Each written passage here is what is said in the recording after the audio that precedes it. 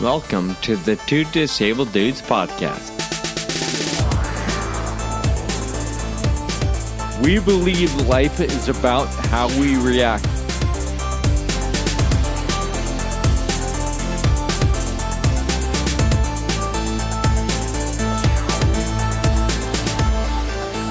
Hey, welcome to the Two Disabled Dudes podcast. I'm glad you're listening today. My name is Sean, and this episode is brought to you in part by Reata Pharmaceuticals. Sean, do you remember a while ago when I went to the mall and bought some pants? Well, I remember making fun of you for going to the mall. Is that exactly the same thing? Yes, same thing. Okay. That's the same thing. So I bought these pants, and I bought the wrong size. So I never wore them. They've been sitting in my closet for a while and just been meaning to take them back. So I was hanging out with my neighbor the other night. Oh, okay. Oh, this story is great. Yeah. Hold on to your hats here. Okay. Last weekend, I had to buy a new pair of pants and a shirt for the Fair Energy Ball. I went down to Tampa, and I was like, oh, I need something new for this trip.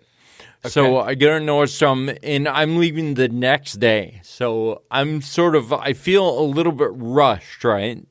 So I get this pair of pants. I'm like, oh, I'll wear these pants a lot. And I buy this shirt that I wasn't super stoked about the shirt, but whatever. I needed something new. The pants. Are we talking about the pants you never wore, or this is a different pair of pants? Another pair of pants. Okay. Got it. So I spent $160 on this shirt, which I was... Ooh, but one shirt. I was one shirt, and I was rushed and whatever. And I got home, and I'm like... I am not wearing this shirt. I'm going to leave it, I just left it, and I was like, oh, I'll just take it back sometime, because, and then, so these That's pants. That's just not like you. I'm impressed that you even got to a place where you were okay with spending $160 on a shirt. Yeah. That's briefly. Impressive. It was a moment of weakness. Sure. Well, you still did it. So good these pants that I bought were the wrong size, but they were just one size too big. I was like, whatever, I'll just wear them, and I'll be fine with it forever, right? I'll just wear these pants. They'll be fine. Sure. So I wore them in Florida. It was great. So, okay, now back to when I was hanging out with my neighbor. I was telling her about these pants, and she's like, oh, Nordstrom will take them back. It's no problem. I'm like, I worn them twice, and I washed them twice. Oh, They're wow. not going to take them back. And she's like, I think they will. I'm like, she's like, here, let me try. Okay, so I gave her the pants, both pairs of pants. I gave her the shirt, and she went in yesterday. They accepted the returns for all 3 items. Wow. It was like $450 that I got back on my account just because she was like, she just took them in. She said these pants have been worn and washed. They didn't have any tags on them or anything. But the people, she's like, oh, that's fine. Just took it back. Okay, cool. Yeah, Nordstrom's is known for that level of service when it comes to returns. Right. In my head, I've always known them to really return anything for a long time, too. I want to say years. Like, I don't know if they have... Right. If they have boundaries and limits, I don't know what they are, because they are extreme. So I honestly thought the story was going to be you saying they said no, and that would be the first time in ever, because maybe over the years their policy has changed. So I haven't shopped at Nordstrom in a long time, but I do know that that's just what they do. Yeah. Their priority is keeping people happy and keeping people coming back. Yeah, I'm going to go back and buy another pair of pants at Nordstrom. I'm going to buy the right size this time. Yeah. Now, I will say there's I guess a sense of responsibility that you don't just buy them and take them back just because you know it's going to work. But I feel like maybe 1 or 2% of people do it that way, take advantage of it. But the other 98, 99% is what helps keep them in business and doing this level of service. I was thinking next time I go to Tampa for the Energy Ball, I'm just going to borrow some clothes from Nordstrom again. That's basically what I did, right? That is terrible. That's terrible. All right, Sean, I have a quote for you, and based on the notes that you put down, it seems to be appropriate for your topic. So the quote is, I believe that every right implies a responsibility. Every opportunity an obligation. Every possession a duty. And that's John D. Rockefeller. And to me, this quote just says, okay, if you're going to have these things like rights and opportunities and possessions, they don't come for free. You have to work for them. You have to put up a level of work and responsibility to be able to retain those things and keep them coming. Yeah, you've got to foster keeping them, right? It's just, it's not automatic. Right. You've got to protect those rights and the opportunity and so on. And that takes a little bit of work. Yep. They don't just come automatically. And that's the quote of the week. The following message is brought to you by Reata Pharmaceuticals. Hey, Kyle, you would say that there's no time like the present, right? Yeah, of course. And? Well, like now is the time. Be in the now. The moment is now. Yeah, I would say focusing on the now is pretty important. But what are you getting at? Well, I'm glad you asked. I just want to let our community know that Skyclarys omavaloxolone 50 milligram capsules is now available. Of course. The first and only FDA-approved prescription medicine for Friedreich ataxia in patients 16 years and older is now available. So if you or a loved one has FA, be sure to talk to your doctor to see if Skyclarys is right for you. Now, dude. The time is now. And to stay updated on all things Skyclarys, visit Skyclarys.com. Before taking Skyclarys, tell your healthcare provider about your medical conditions and medicines you take. Skyclarys may cause serious side effects, including an increase in liver enzymes in your blood, increase in a blood protein which tells how well your heart is working, and changes in cholesterol levels. Your doctor will test these levels before and during treatment with Skyclarys. The most common side effects of Skyclarys include increased liver enzymes, headache, nausea, stomach pain, tiredness, diarrhea, and muscle pain. Call your doctor if you have any side effects. For additional information about Skyclarys, please see the full prescribing information and patient product information at www.skyclarys.com. This ad was brought to you by Reata Pharmaceuticals.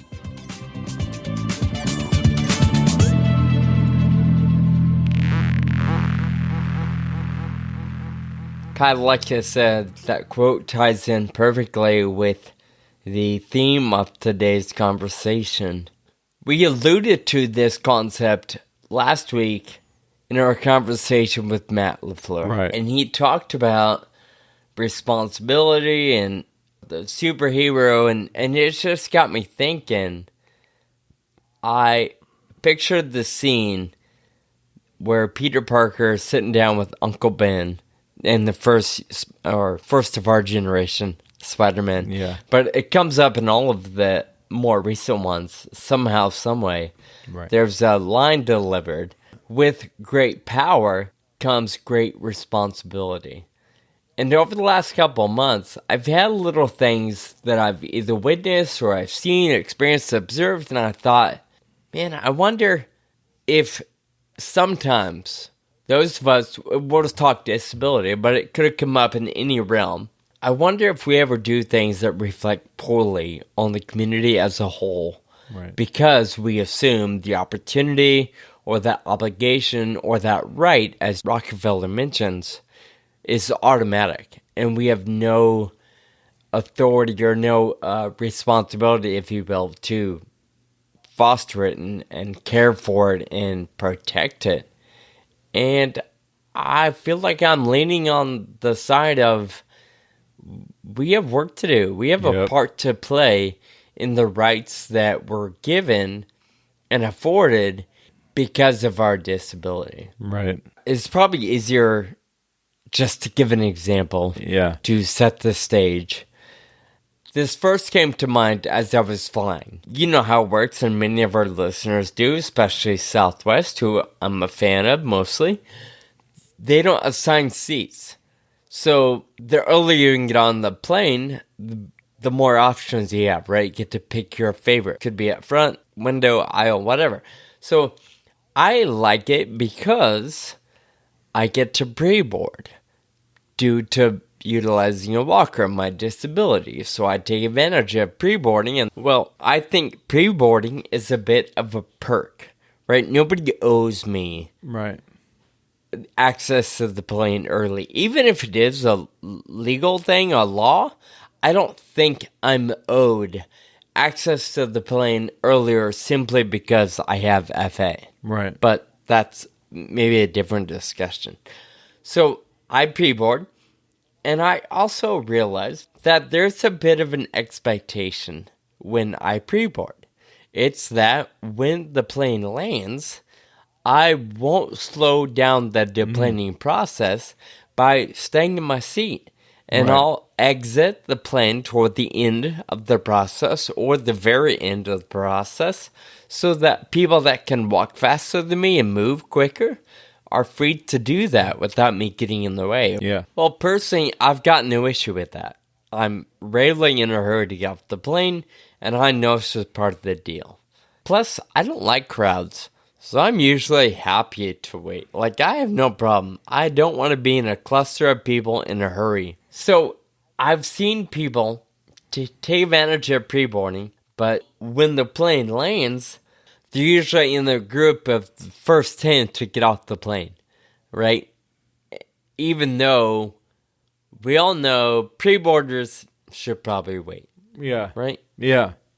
So I've seen this a lot. Mm-hmm. And it started getting me thinking, are we not playing fair? And by we, I mean, generally speaking, the disabled community. Yeah. Now, I'm not arguing one way or the other. I'm just posing questions, right? Because I get the argument that life's hard. So let's take, these perks are just a tiny sprinkling of what makes life manageable. And I agree with that.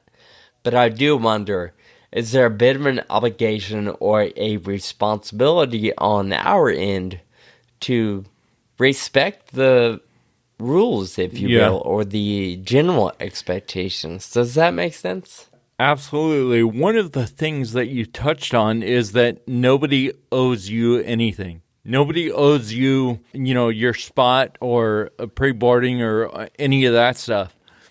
And I think it's hard. There's this thing in life where we try to place the blame. And when we have a disability that is not our fault, we know that. We've talked about it. And it's no one's fault. But there's this need to place the blame somewhere, right? And so I think that's where people, especially in the disability community, hang on to this notion that they are owed something because they got a little bit screwed in the DNA. Yeah, there's truth to that, I think, in humanity, right? Right. Everybody, disabled or not, most humans have some sort of entitlement element to the way they live life. And although there are certain things that absolutely I deserve it, there's a right. I think about traveling. I have the right to not get my stuff damaged. There's a right to make sure my suitcase goes where I go, and I get that. Yes, there's truth to that, and I get all that. I just wonder if we ever use our disability as an excuse to not do the right thing, or to not play by the acceptable norms. I'm not saying, play by the rules all the time. Every now and then you gotta color outside the lines. I'm one to color outside the lines often, but at some level, it's like, no, red lights mean stop. It doesn't matter who you are. It doesn't matter how you want to drive or how much of a hurry you're in. If it's a red light, you stop. That's kind of... Yeah, so then in that case, with somebody getting up and holding up the line off the plane, like there's no rule that says you can't do that. It's just whether that person chooses to be polite or not, or chooses to be aware of other people in their situation. Yep. I think just hearing you say it that way, I'm thinking of driving on the freeway, right? Everybody knows the far left lane is the fast lane, so maybe don't cruise in that lane if you're not going fast. And there's no rule saying you can't. Right. But how many times do you get behind somebody barely going the speed limit and you're frustrated because you're like, dude, get out of the way. Yeah. Let me just go 2 miles an hour faster so I can move on. Like, there's no rule saying they can't be there, but we all get offended when somebody's driving the speed limit in that lane. Totally. Yeah.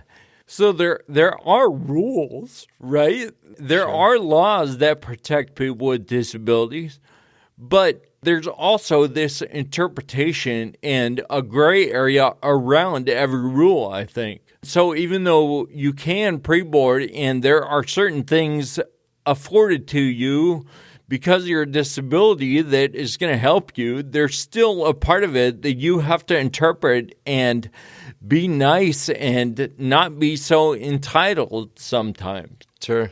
I wrote a column about this whole thing recently, and I will add this. It's a thought that I'm wrestling with, right? So I'm still forming kind of how this all works and what it means to me. So I'd encourage you listeners, if you have a comment or a perspective that might help me kind of figure this out, please send it in.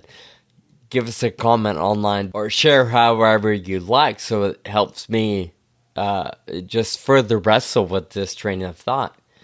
But as I was researching for details to put in the column, I ran across a video, and I forget exactly where it was, but maybe Midwest somewhere, a local sheriff office or some law enforcement agency put together a quick 2-minute video on accessible parking and, the expectations, where to park, but where not to park, why, and just kind of a brief PSA, if you will. And in this video, they're talking about the hash line, specifically the hash line area, which we all know is an area that's used when somebody needs to utilize a ramp or a lift to get in and out of their car. And you don't park there. Right? Yeah, it's reserved. Like that space is a no parking space no matter what. Not FedEx, not UPS. Not even nobody. The person who's in the spot. Their tires shouldn't go over the line, right? Correct. So in the video, they say, hey, this spot, nobody can park there. Not even you if you have a disabled placard. Right. That spot is reserved as an access lane. Or it is an access lane, not a parking spot. And I thought that was powerful. Sure, it's one thing to get frustrated when somebody able-bodied pulls in there for a quick second to run in and get their coffee or whatever. And you might see, a disabled car right on the line or, whatever. UPS blocks it. That stuff I kind of get. But I'm almost embarrassed and I get really mad, sort of, when I see a disabled vehicle or a vehicle with a disabled placard park there Big time. as if to say, I have the right Yeah. to park here because I have a disability.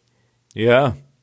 And the reality of it is, nobody has the right to park there. Right. And how about some respect for your fellow people with disabilities?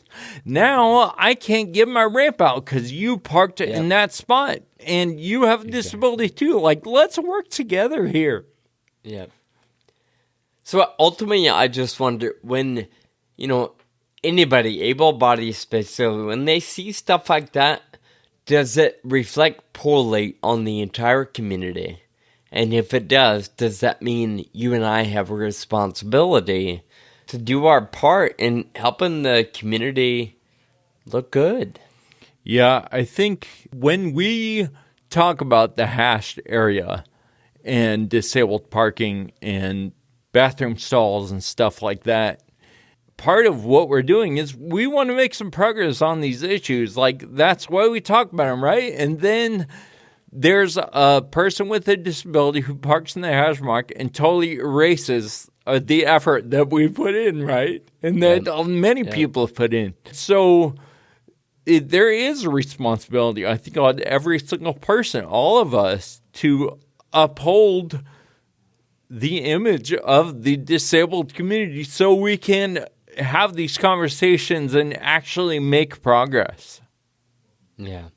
I appreciate you helping me further flesh out some of my thought process here.